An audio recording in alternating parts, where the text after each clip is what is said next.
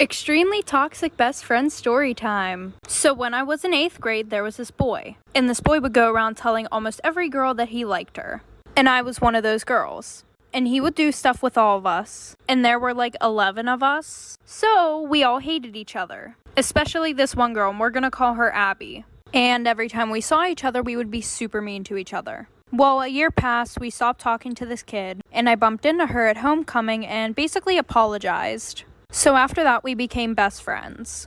And everything was good until every time I told her about a guy, she would start talking to them. Like this one boy that I was Snapchatting and talking to, she accidentally sent nudes to him and said, "Oh, sorry, I meant to send them to my boyfriend." So then she called one of my other best friends and said, "No, it actually wasn't an accident." And of course he told me because he was my best friend. So I was like, whatever, and stopped talking to the boy. And she did it again, like for part 2.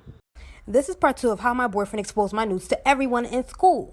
So after he snuck into my phone and sent my nudes to himself, I got mad at him and told him to delete them. He tries to justify why he should keep them, but I say no because they were private. So then he shows me he's deleting them. After that, I kicked him out of my house for invading my privacy. Next day, I get ready for school. I text my boyfriend good morning as usual, but he didn't respond, which I thought was weird. When I get to school, everyone is staring at me. One of the basketball players at my school came up to me and said, "You're wild."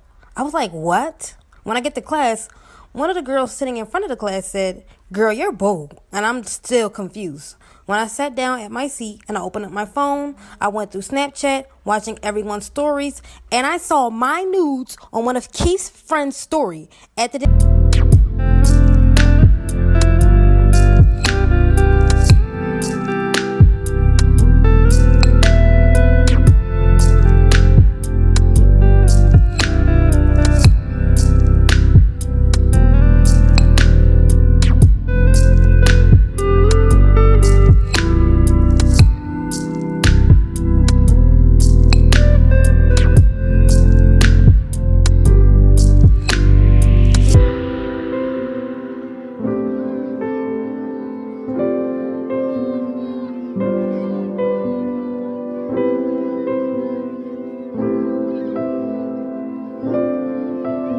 ago when the lockdown sort of lifted, me and my 2 friends went out downtown. We were having a really good night to start off with, but as the night went on, Snapchat decided to remind me the fact that it had been a year since me and my boyfriend had broken up. It started to weigh on my mind, but my 2 friends managed to cheer me up.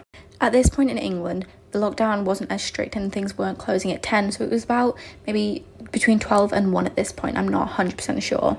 We decided that we were ready to go for a McDonald's, and so we started walking there. We got there and realised that one had closed, so we started walking to a different McDonald's. And this is where we met a man who started to ask us for change.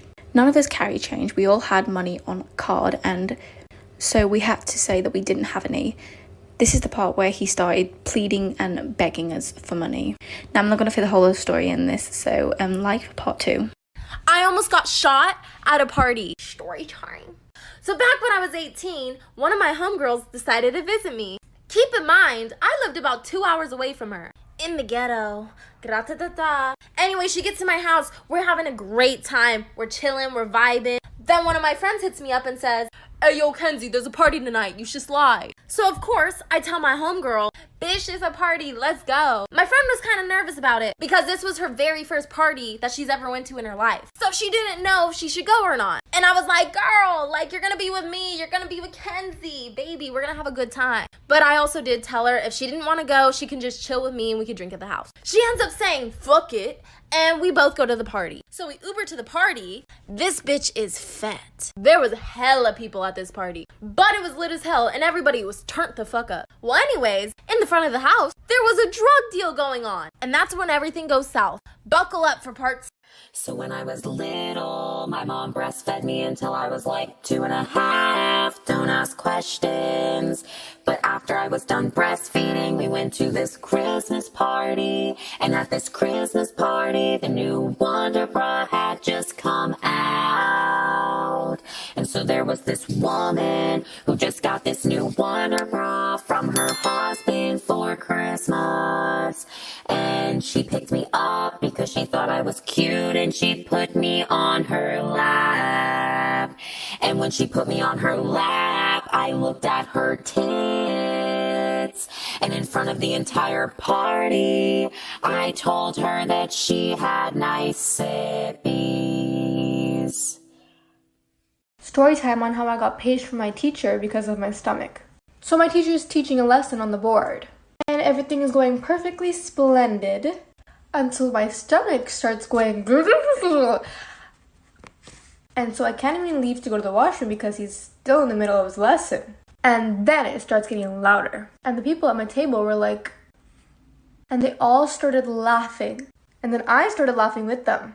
And then my teacher turns around and says, "Noshika, is there something you want to tell the whole class?" I was like, "No, I'm okay." And then he turns back around and continues his lesson. But my stomach was not done.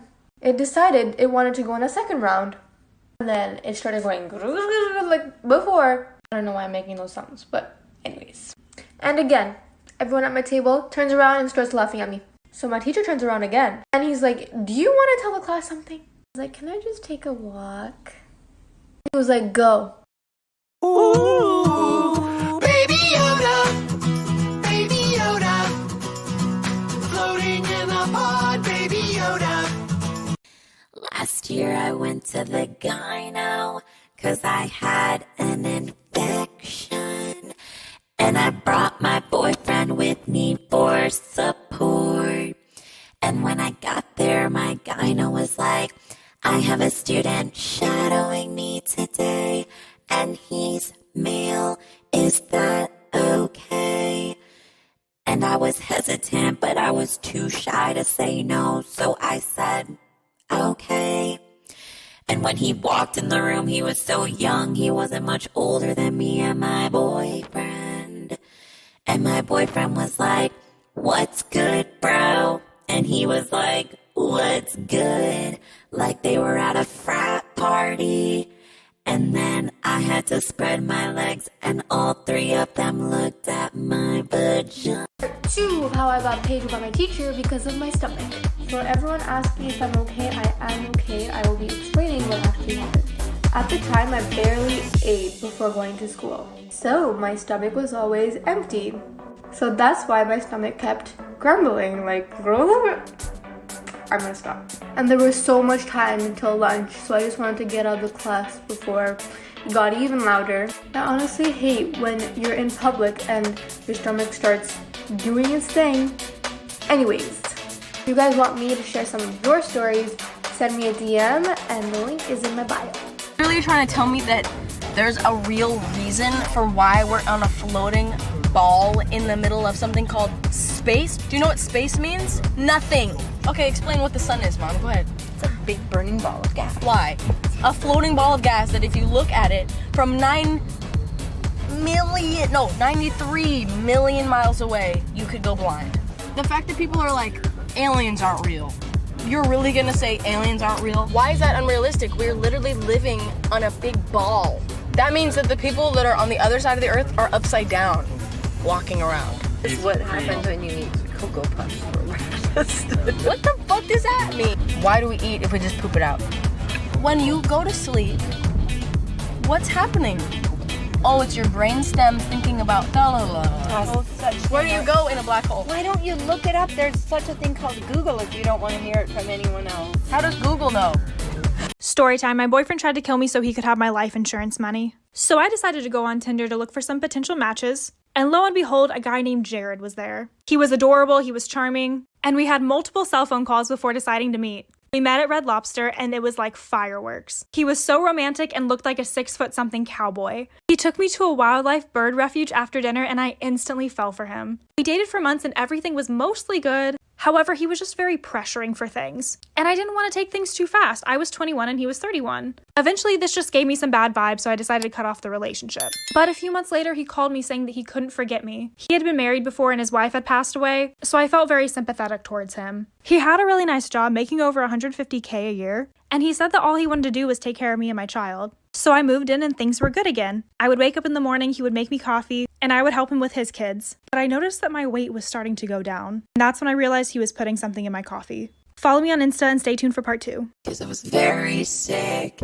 and it's important that I tell you this doctor was also a good friend's dad, and he looks at me and he asks, had any penises in your mouth lately? He literally asked, had any penises in your mouth lately? I said, yes. He said, I think you have oral gonorrhea. It's pretty common in women your age. You should probably tell your partner. So I texted the one guy I had ever hooked up with. I said, I think you gave me oral gonorrhea. And then on Monday, the doctor calls me and he says, you don't have oral gonorrhea. And that's the story of how I got ghosted and my whole family found out I was sexually active.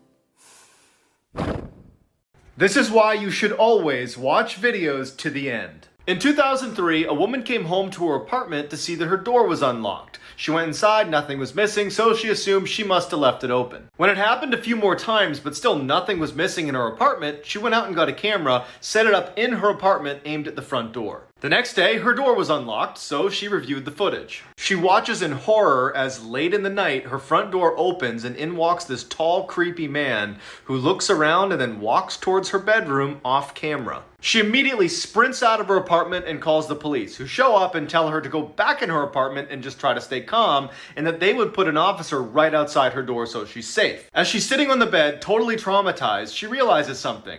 She only saw him enter her apartment on that video. She doesn't know if he actually left. As she's sitting there, she feels breathing on her ankles. She runs out, the cop comes in, and he finds the tall, creepy man under the bed holding a knife and a camera. This is part 2 of my scary childhood story about the door behind my dresser. Of course, my parents were really mad at us for opening it up, so they sealed it back up. They just didn't want us to get hurt from all the rusty nails or if there was mold inside. But I think we released something when we opened that door and a lot of things started to happen.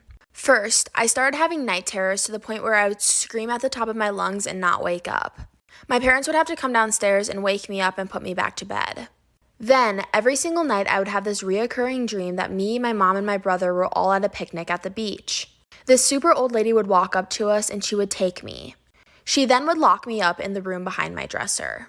This dream would reoccur every single night for months. It scared me so much that I started to not sleep at night. I developed insomnia and would only sleep for 2 to 3 hours per night at only 8 years old. There was a couple nights where I swear I saw the old lady standing in the corner of my room. My parents just thought I was hallucinating from no sleep though. Stay tuned for part 3. Wild things I've heard people use. Hope you guys liked this video and found it helpful. If you did, make sure you give it a thumbs up and subscribe to this channel. It does help support us, and let's know what videos you guys want to see.